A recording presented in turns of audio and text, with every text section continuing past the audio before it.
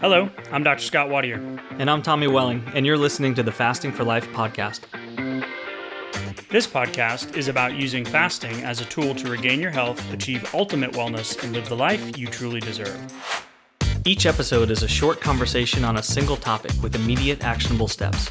We cover everything from fat loss and health and wellness to the science of lifestyle design. We started Fasting for Life because of how fasting has transformed our lives, and we hope to share the tools that we have learned along the way.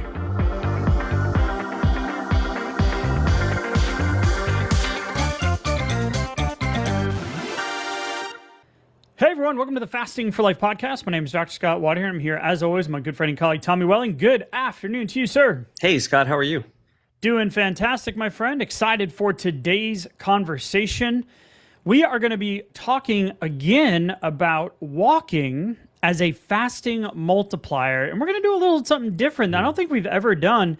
We're going to do a little 15-minute, 2-week, non-negotiable walking challenge to you, the listeners. So if you're new to the podcast, before we dive into that, I want to welcome you in. Thanks for finding us. Glad you're here. Glad you're on the fasting journey with us. Yeah. If you want to know more about how fasting transformed our lives, why we do what we do week in and week out with the podcast, the resources on the website, the coaching, the challenges, all the things that we have here in the Fasting for Life world, head back to episode 0, episode 1, give it a listen to give you a little bit of insight into who we are and why we do what we do, like I mentioned. For you long-term listeners, man, it's 2026. We're in early February, and I am just wishing you all the best fasting success. And so grateful for you to continue to listen in and give us the shout outs and the comments and the messages. It really is something that motivates us to keep doing what we do while we take on this weight loss and chronic health epidemic through the tried and true art of fasting, getting the weight off once and for all, Tommy. So let's give a shout out before we hop into today's episode of Walking as a Fasting Multiplier. We'll unpack our kind of different perspective and angle we're coming at you with today. So Tommy, let's do a shout out. Yeah, so from Spotify, we got 3 Cat Evening said, and she was talking directly, he or she, talking directly about episode 311, why you keep falling off.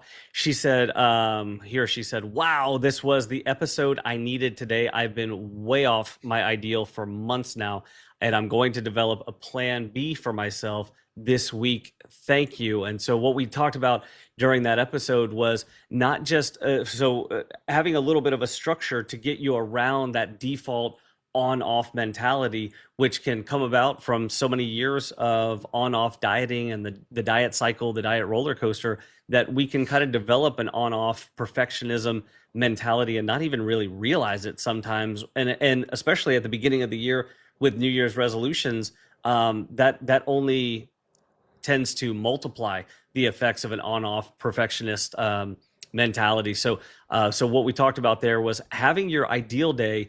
That's great, but also having your floor goal, your like, this is my de minimis, goal for the day, that this is what I'm going to do no matter what, even if it's not a 10, even if today is like a 1 or a 0, I can still do this. And then that allows me to also feel like I'm still on track. I didn't stop the habit. I just did the lower gear, the plan B for the habit. And then that allows me to see whether if tomorrow is better, then great. I can go right back to the plan A or a plan B plus some sort of hybrid between the two. And I'm always on track. I'm not feeling like off track. And then I have to get back on because going from 0 to 1 is tough. It's tricky. Yeah. So shout out to Kat because, I mean, we've gotten so much feedback on episode 311. So I love that it resonated. I love that you have a plan. I love that you sound excited about it again. Heck yeah. So keep up the great work. And you are truly the reason why we do what we do. So keep it up. Let us know. Thanks for dropping the comment and showing some engagement over there on Spotify. So thank you so much. Yes, thank you. So Tommy, let's hop into the conversation about today about walking and how it pairs so perfectly with a fasting lifestyle. And it is an absolute, like, I don't like the term biohack, but a fasting optimizer, right? Yeah, multiplier. It really is. And we've talked about this in almost a dozen other episodes in some frame or fashion. Is that the term? Yeah. Form or fashion. There we go. Yeah.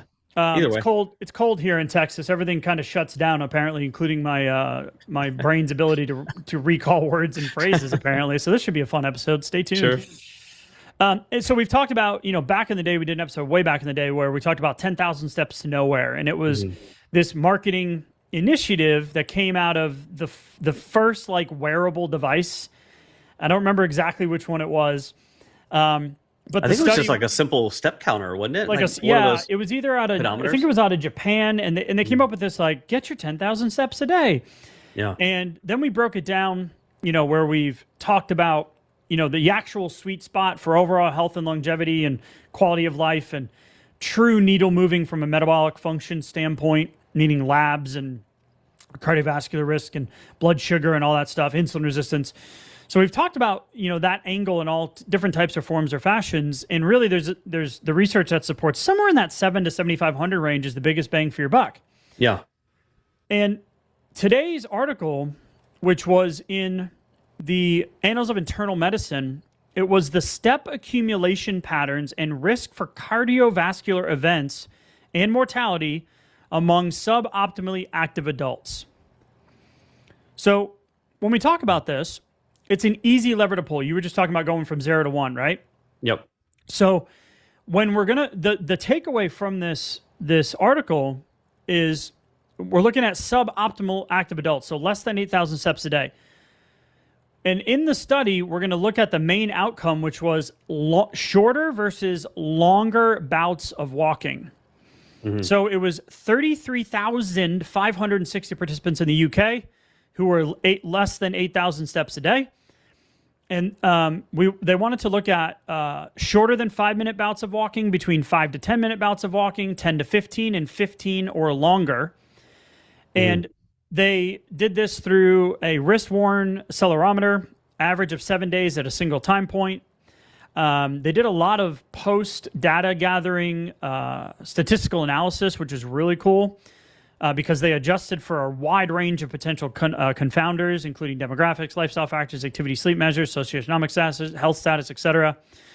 And here's the reality. After 9.5 years, Tommy, when they were looking at the data compared to shorter bouts of walking, like getting up and doing the dishes or walking from the parking lot to the inside of the store and back, or, just day-to-day type shorter bouts of walking, like maybe go to the mailbox or whatever it is, the statistics are staggering. So cardiovascular risk. So we've talked so much about area under the curve and blood sugar, and we'll go back and kind of rehash that with some new research here in just a few minutes on why this is such a powerful combination tool with fasting. But I know I'm saying a lot of words right now, and I'm going to ping it back to you in just a second here, but I want to set the frame with the data first. Is the risk of cardiovascular disease was 15% lower in bouts of 5 to 10 minutes, 42% lower with bouts of 10 to 15 minutes, and 68% lower with bouts of 15 minutes or longer. Wow. What? So we've done episodes in the past. We talk about breaking up your walking from a blood sugar perspective, and you can still get the beneficial amount if you're super busy or whatnot. But this is really from a cardiovascular disease process. So we know insulin resistance, the weight stays on year over year, decade over decade. That then creates other metabolic dysfunction in the body, which then presents itself in 8 out of the top 10 reasons why for all-cause mortality, right? So insulin is related to 8 of the top 10 most common causes of all-cause mortality here in the United States. So the second metric they looked at was the risk of death, so all-cause mortality. It was 58% lower with bouts of 5 to 10 minutes, 81% lower with bouts of 10 to 15 minutes, and 83% lower with bouts of 15 minutes or more. Wow. I mean, that's such a huge bang for your buck, because it's something where unintentionally, I mean, a lot of us have sedentary jobs. We go from office space to home space that's relatively comfortable and relaxed. We have, chairs and couches and tables everywhere. We go from one seated position to another. And so if we're not intentional about that time, intentional about putting something like a 15-minute walk into our day-to-day, a day could go by, or weeks or months or years could go by, and we just don't get that intentional time. So there really is a large group of the population that has a default that is less than any intentional exercise or intentional movement. And we know that excess fat stores. Go ahead. What are you No, thinking? keep going. I got something like to follow up on exactly what Yeah. you're saying. So, we know that those excess fat stores only make it more difficult to get up and get moving and feeling comfortable in our own skin, and like we're able to, just transport our body around in an empowering kind of way. But I just love the fact that as a goal, it doesn't require like, hey, I have to go into the gym and I have to join a class and it has to be high intensity. And if I can't just do regular movements, how am I ever going to see myself doing these more complex and intense, exercise movements? And Eat of less, course, move more. right, right. And just to know that the simple act of intentional walking in a measurable kind of way, but in a very daily doable kind of way, has this sort of effect of cardiovascular protection and Yeah. longevity effects. This is incredible. I love this. This is the best news. All right, you stole my lunch because what I was going to say was, when you for instance, when you think about losing weight, the standard thought process in the dieting world is eat less, move more, right? Mm-hmm. So we always focus on that muscle retention, muscle growth, because that's your metabolic powerhouse. Body composition changes once you start losing the weight if you've got a considerable amount of weight to lose. But Mm-hmm. just think of it differently this way: is yeah, you go to the gym, right? Say you start a new gym protocol. You're going 3 to 4 times a week, doing 20 to 30 minutes of resistance training, maybe a high intensity class that Tommy just mentioned. If you Mm-hmm. can, if you are more in the sedentary, older demographic, like a lot of the folks in this study, Mm-hmm. getting to that point, you've got chronic joint pain, maybe some other issues that makes it more difficult. This is a meaningful target that you can reach and the secondary to what you said about going to the gym is, say, oh yeah, you go and do that. So that's 2 total hours a week, let's say, Mm-hmm. four sessions.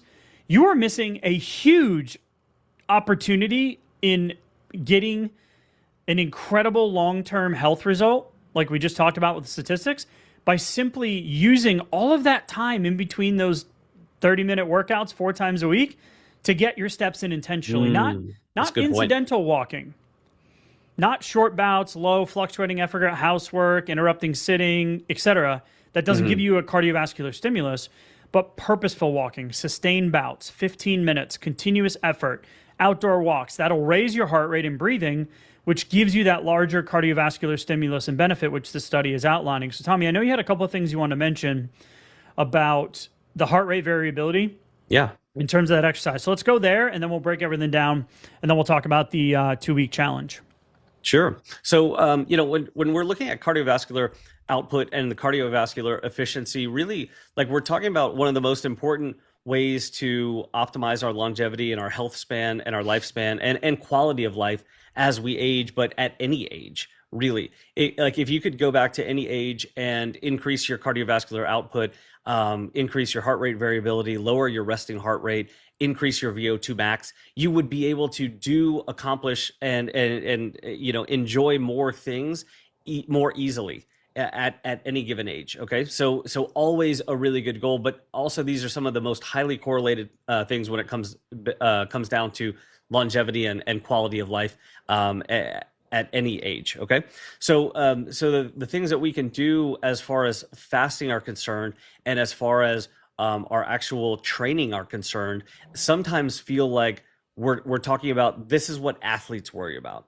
But really, when we talk about heart rate variability and VO2 max, this is something that as mere mortals, as non-athletes, and we could be in the elderly population. We can be orthopedically, have disadvantages also where it's harder to move around. These things still matter a lot, and I would argue they might matter even more if you're in one of those categories rather than a trained athlete, because the effects that it actually has on our movement, our efficiency, our quality of life.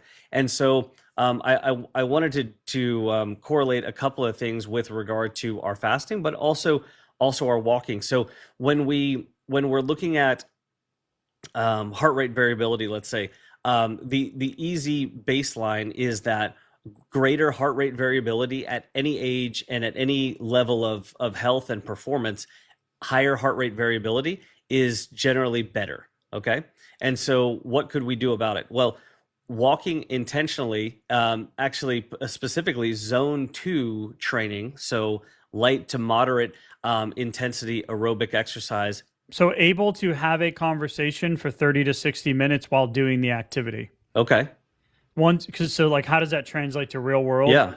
That's the easiest way to explain it. When you get into Perfect. zone 3, zone 4, if you ever gone, walking or running with a buddy or done a workout with a buddy and they're cruising and you're over there, he or she's having a conversation and you're like, and then like you're out of breath feeling, that means you've come out of that zone, just for real life context. Perfect. So you're probably in zone 3, maybe zone 4. You've moved up. Yeah. So 30 to 60 minutes, you can sustain it and have a gentle conversation and not feel that like laboring kind of out of breath feeling. So zone 2 is perfect for increasing heart rate variability, also for increasing your VO2 max output over time as well. And the great thing here is that for zone 2 training, like we get the question a lot, should I do fasted workouts because or maybe should I do fed workouts because I know if I'm fed, then my performance might be better. I have these glycogen stores, I'm bringing in fuel, or during my fasted workouts, I might feel a little bit more depleted and things like that. But zone 2 training specifically for VO2 max and for heart rate variability, as well as for resting heart rate, actually it's optimal to do these fasted, and you don't have a big effect on performance within the zone 2 range when it comes to your glycogen stores either. So you don't have to think about, when am I going to have my carbohydrates or my larger meals and things like that. Now, obviously, if you're doing exercise for performance reasons, then you can start timing those, around more around your nutrition opportunity windows and things like that. But for us mere mortals, this is a great way to think about. We can get benefits and work it into our fasting lifestyle very easily while we're having these cardiovascular effects.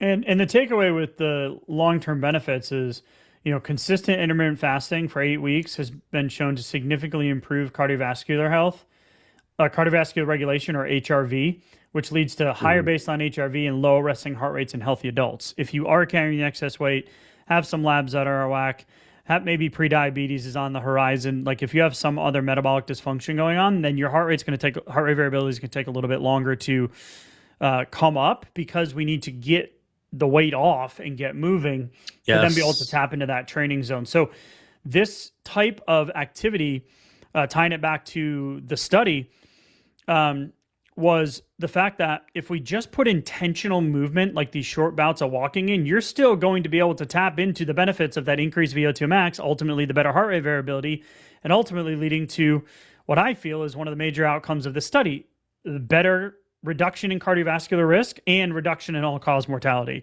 And it goes perfectly with fasting, because you don't have to worry about that fasted versus fed, or I'm hungry after a harder workout, or any of that type of stuff, which allows for better adherence in the long term. So just an incredible study that we came across. So when we're talking about walking and what it can do for us from a fasting lifestyle perspective, it's if you're stuck in that lower movement count, what matters most is not squeezing in more random steps, but locking in on that 1 15-minute intentional walk, especially around meals, to multiply your fasting and metabolic results.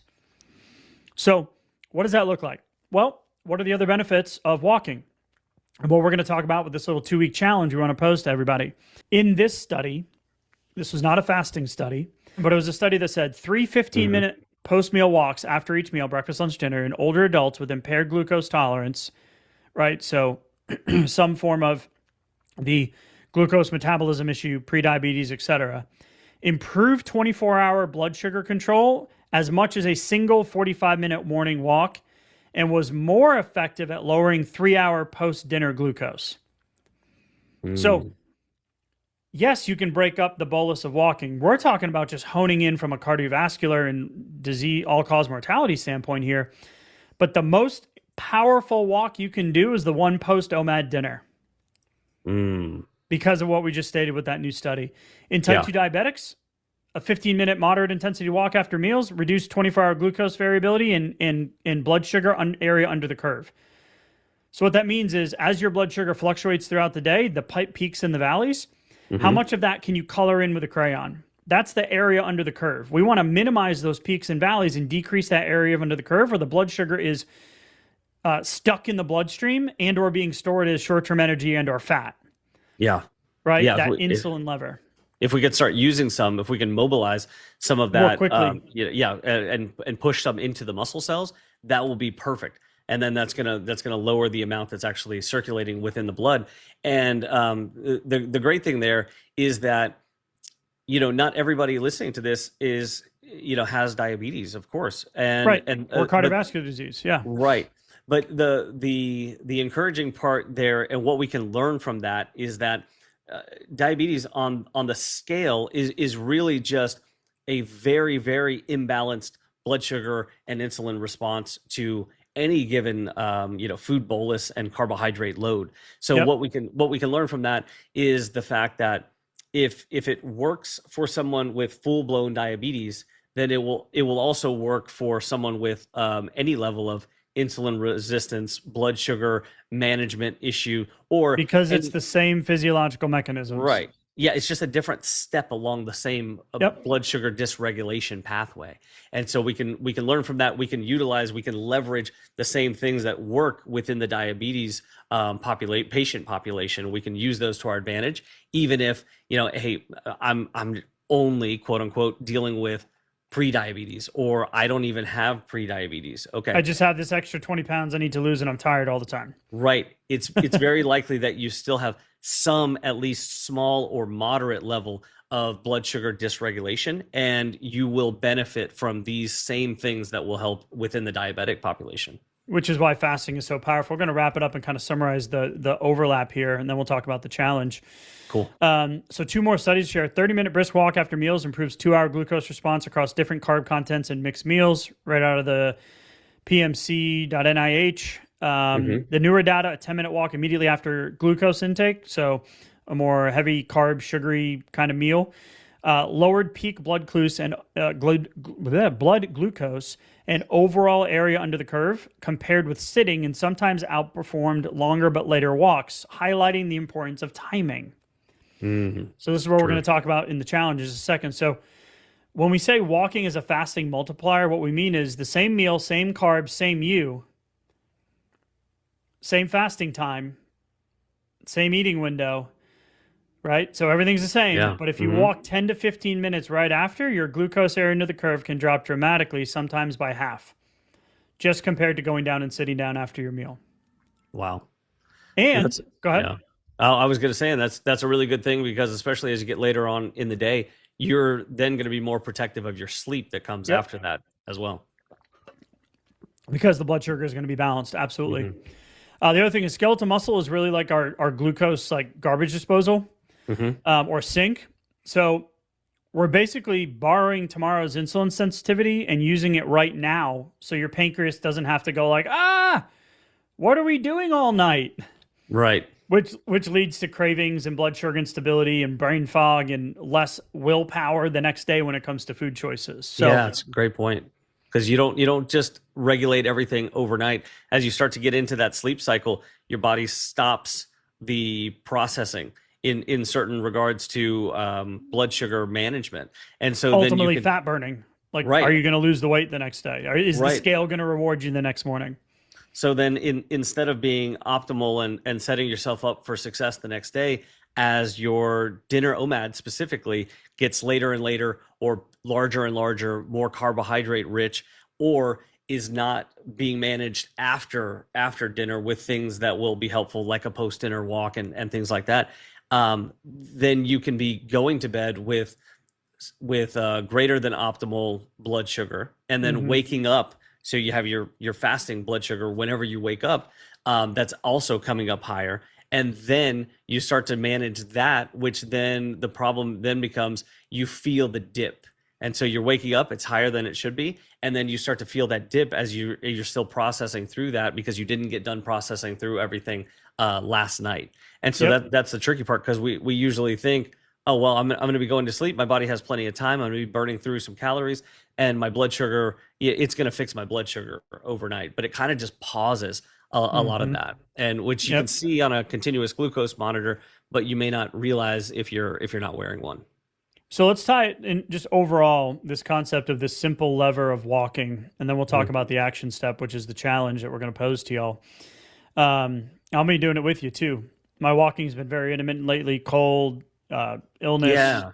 Wife had a concussion, but just a bunch of stuff going on in the life of the lives of the Wadier household.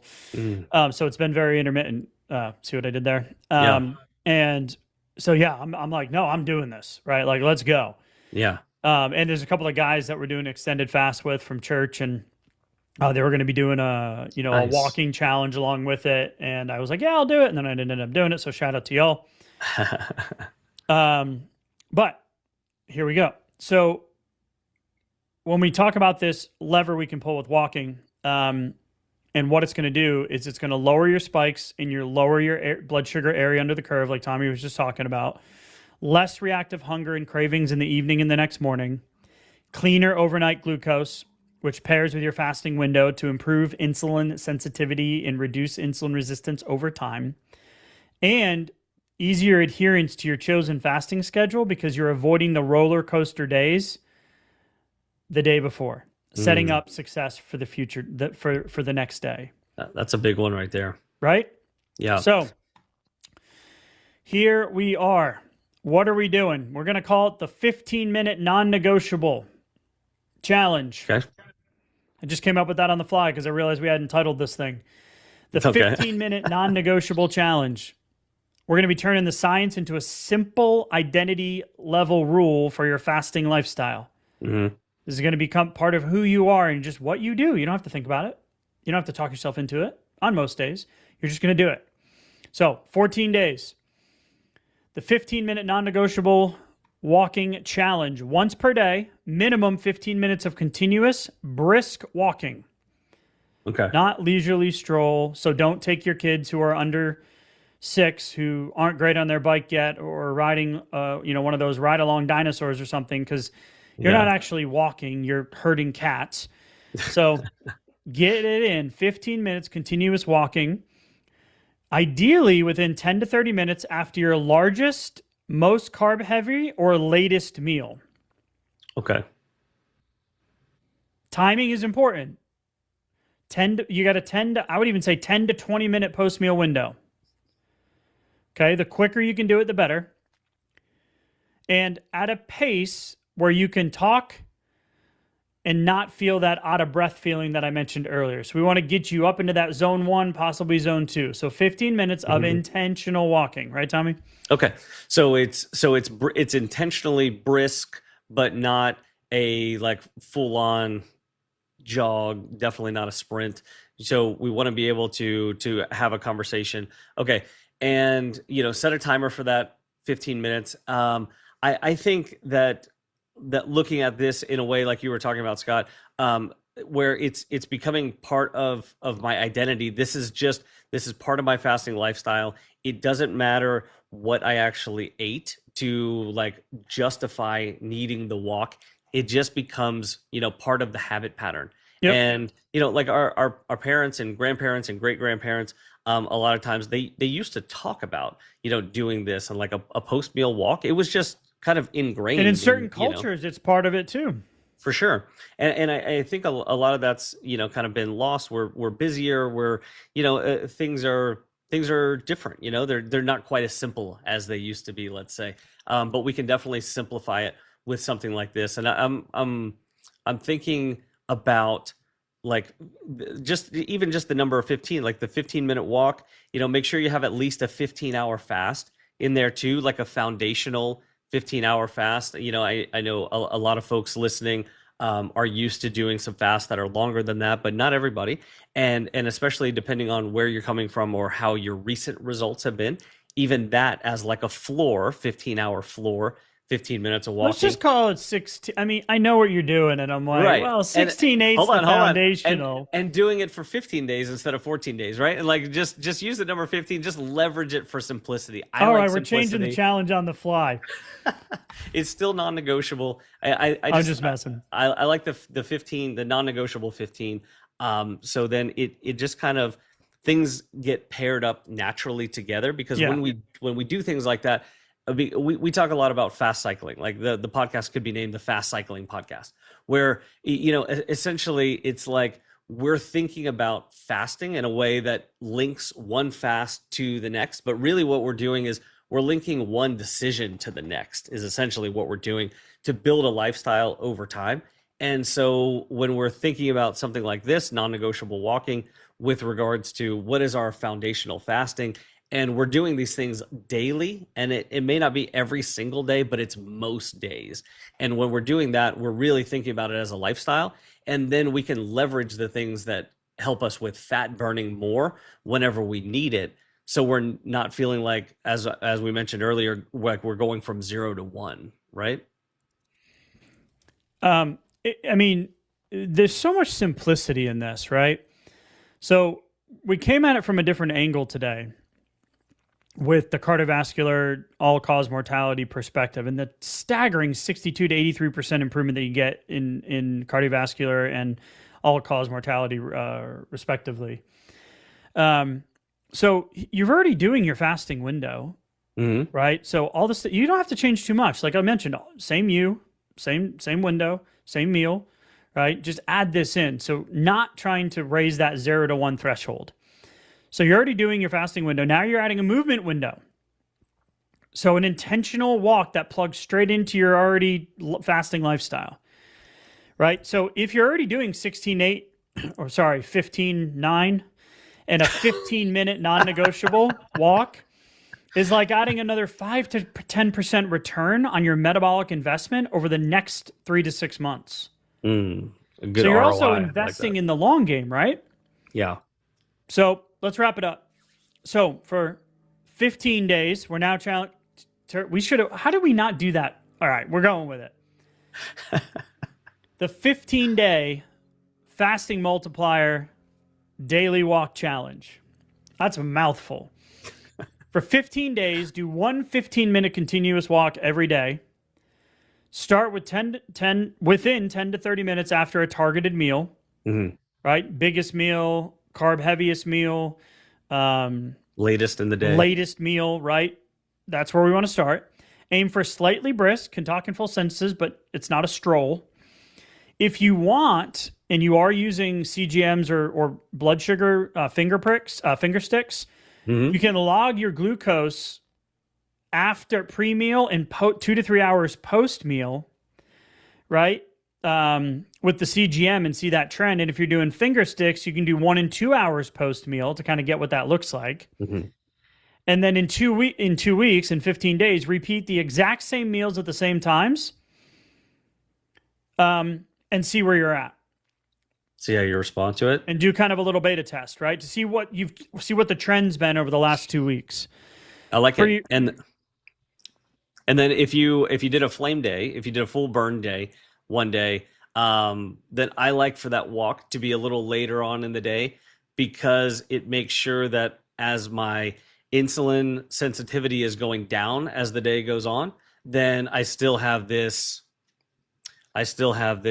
intentional way to set myself up for success going into my sleep cycle, and then as I'm going to be waking up the next day with better blood sugar regulation. So I really like that as an intentionality. But probably the thing that I like even more about that later walk is that it gets me the heck out of Dodge, away from the kitchen. Because if I'm skipping a dinner, if it's my first night skipping a dinner, that's always been the sticking point for me. The pantry, the popcorn, all the stuff the household that I grew up in, right? Yep. It's just get me away from it, and it's just gonna be so much easier. And it's not a physical hunger; it's just a habit pattern, maybe a little bit of boredom in there, a little bit of like, ooh, it's just being away from that makes it that much easier. So I like maybe a 6 p.m. Probably somewhere around 6 o'clock, 7 o'clock walk, especially if I'm going to be skipping dinner. Love it. And for you folks that aren't tracking, here's what I want you to track. Obviously, we have a checklist that we put together. We're going to drop it in the show notes. You can go grab it to make this even easier for you. Nice. The 15-day non-negotiable walking challenge. 15 minutes a day, 15 days. I'm gonna let you finalize the name. If you don't have a CGM or you're not doing blood sugar sticks, that's fine. But here's what I want you to track. On a scale of 1 to 10 each day, how are your evening cravings? How did you wake up? So how was your energy? Do you feel rested, tired, hungry? Right? So, and did you have morning hunger? So did you wake up ravenous?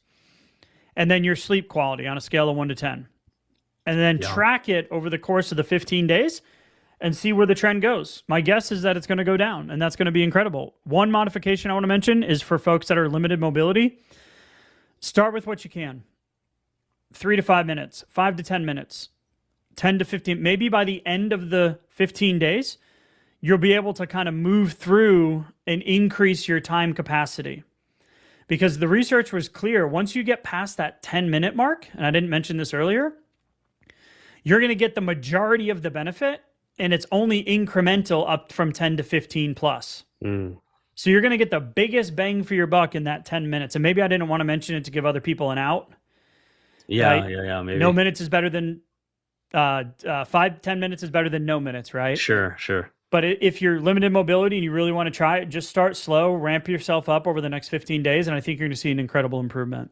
Yeah, same thing. If you have an orthopedic issue or something else that's limiting mobility in one part of the body, then or you can't just go on intentional walks like this, then if you can move some part of your body, get that moving in an intentional way where you're actually looking at the clock, set a timer for it, and then you did it in an intentional way. That's very different from just kind of going through the day without that intentional compartmentalized movement time. So you're likely to see a better response from your body, better blood sugar regulation. And, it's not going to all change just all at once, but when you build in that daily consistency like that, you really can start to internalize that as, hey, this is just something that I do. That's just part of my day. And it becomes part of who you are and how you think. And then you start working your other things around it, because it's not that much time. So it should be pretty much doable for almost anybody listening, I think. So it's going to be good. It's going to be a good challenge. Absolutely love it. Head to the show notes, grab the checklist. We want to hear from you. Post it in the fasting community. You can find the fasting community if you're not a part of it in the show notes as well. It's down at the bottom. You can join our fasting Facebook group if you like. Yeah. But as we wrap up, here's what we're going to do. This is kind of my final putting a bow on it statement. If you remember nothing else from today, especially all of my grammatical speaking mistakes, in a world that sits and snacks, one intentional 15-minute post-meal walk can quietly multiply every fasting win you're working so hard to achieve. That's great. So let's do this together. Let's set the intention. Let's rock and roll. 15 days. Here we go. Tommy, appreciate the conversation as always, man. And we'll talk soon. Let's go. Thank you. Bye. So you've heard today's episode, and you may be wondering, where do I start? Head on over to thefastingforlife.com and sign up for our newsletter, where you'll receive fasting tips and strategies to maximize results and fit fasting into your day-to-day life. While you're there, download your free Fast Start guide to get started today. Don't forget to subscribe on iTunes, Spotify, or wherever you get your podcasts. Make sure to leave us a 5-star review, and we'll be back next week with another episode of Fasting for Life.